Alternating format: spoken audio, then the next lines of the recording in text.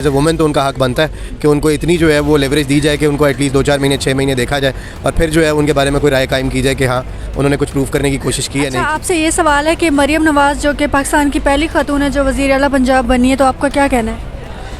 बहुत खुश आइंदे, पहली मरतबा को खातून वज़ीर आला बनी है और इतने अरसे की कोशिशों के बाद उनको अगर चांस मिला है तो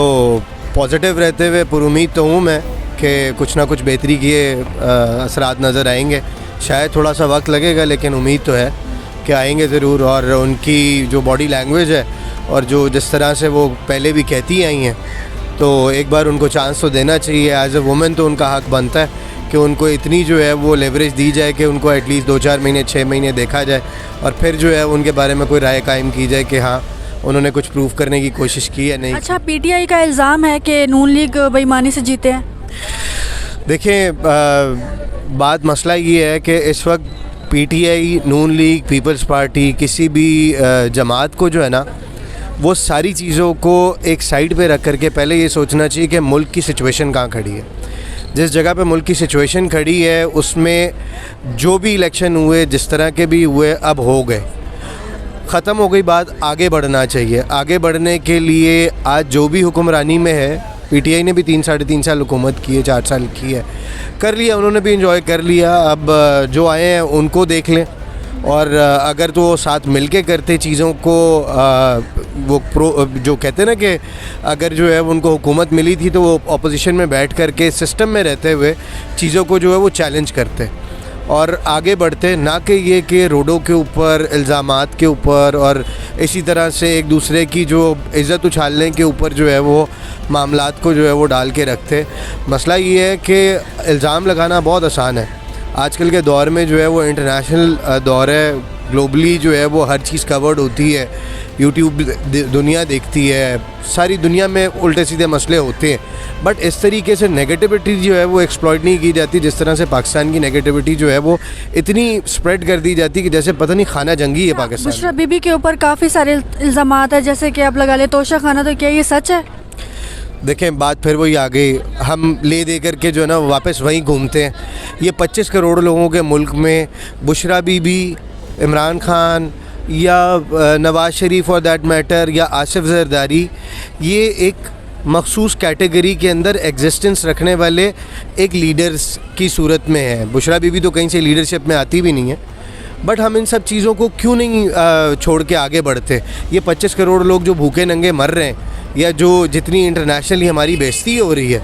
उस बेइज्जती को कवर करने के लिए हमें सोचना चाहिए या कि हमें इन बातों पर टाइम वेस्ट करना चाहिए कि बुशरा बीबी ने जो है वो घड़ी चोरी करवा दी या बिकवा दी। कौन बेवकूफ़ लोग हैं जो इस बारे में बार बार बात करके अपना और मुल्क का और आवाम का टाइम ज़ाया करते हैं। मैं आई एम नॉट इंटरेस्टेड कि मैं इसके ऊपर कोई कॉमेंट भी करूँ, मेरे लिए it's a waste of time. अच्छा, आपको क्या लगता है कि अब इमरान खान को बाहर आना चाहिए?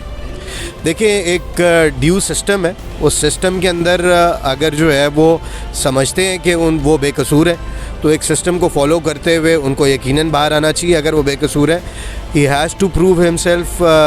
नॉट गिल्टी, तो वो एक सिस्टम है, अदालतें हैं, सारी चीज़ें हैं, निज़ाम है। और मैं हुकाम बाला से भी ये रिक्वेस्ट करूँगा कि हर चीज़ जो है वो इतनी ज़रूरत से ज़्यादा सप्रेस करने की कोशिश ना करें कि लोग जो है एक मजलूम का किरदार अदा करें। अच्छा, आपसे एक लास्ट क्वेश्चन है कि पीटीआई वाले कहते हैं कि नून लीग ने बहुत ज़्यादा कर्ज़े लेकर ये जो मेट्रो लाए, ऑरेंज लाइन इन्होंने बिछाया जाल, तो ये मुल्कों से ना कर्ज़े लेकर पाकिस्तान के ऊपर ज़्यादा कर्ज़ा है। देखिए कर्ज़ा हर मुल्क के ऊपर होता है, हर मुल्क अपनी ज़रूरियात के मुताबिक कर्ज़ा लेता है,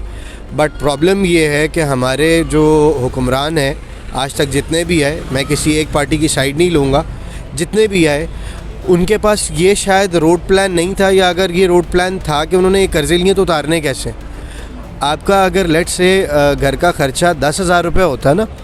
और आपकी कमाई जो है वो 10,000 रुपये होती है तो आप इक्वली बराबर आए थे, और कमाई आपकी 8,000 हो, घर का ख़र्चा 10,000 हो, तो आपका ख़र्चा कम नहीं हो सकता है, आपको कमाई बढ़ानी पड़ेगी। तो पाकिस्तान पे अगर कर्ज़े हैं तो पाकिस्तान को अपनी कमाई बढ़ानी पड़ेगी to overcome the debt payments और अपनी इकॉनमी की ग्रोथ के उससे जो है वो आगे लेके जाने के। इन कर्ज़ों से ज़्यादा ज़रूरत इस बात की है कि हम ट्रेड पर फोकस करें। हमारे यहाँ प्रॉब्लम सबसे बड़ा ये है कि जो बिज़नेस स्टेक होल्डर्स हैं उनको साइड पे रख कर के जो भी हुक्मरान आता है, इसमें मैं किसी एक की बात नहीं करूँगा, चाहे पीटीआई हो, चाहे नून लीग हो, चाहे पीपल्स पार्टी हो,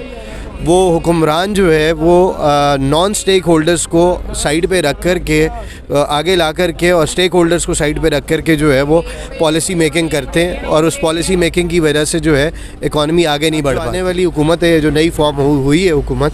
इनसे भी मेरी ये दरख्वास्त होगी कि ये स्टेक होल्डर्स को इन्वॉल्व करें पॉलिसी मेकिंग के अंदर। नॉन स्टेक होल्डर्स ने आज तक जितना भी कुछ किया वो पाकिस्तान को अभी तक जो है वो कर्ज़े दर कर्ज़े के अंदर दबाता चला गया।